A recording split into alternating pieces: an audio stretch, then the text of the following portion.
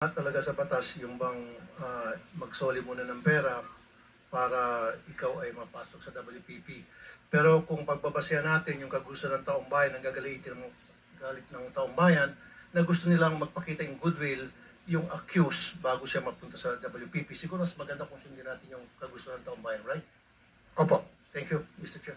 Mr. Chair, Yes, there's also, Senator. I would like to manifest that hindi ko alam kung nakikinig ho tayong lahat, yung sigaw ng taong bayan na libo-libo sa People Power Monument sa Luneta, hindi lang po pagnanakaw, they were also shouting, ibalik yung pera nila.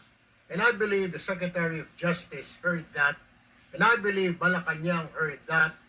Kaya nga po, dito po sa mga kontraktor, mga opisyal, isole ninyo ang pera ng taong bayan. Hindi po batas ang pinag-uusapan. Wala ho tayong pakialam sa batas. Sometimes, you have to bend the law to be able to please the people. Mas mataas po ang taong bayan sa batas. Am I right, Secretary Remulla? Yes, sir. Mr. Chairman. Thank you, Mr. Chair.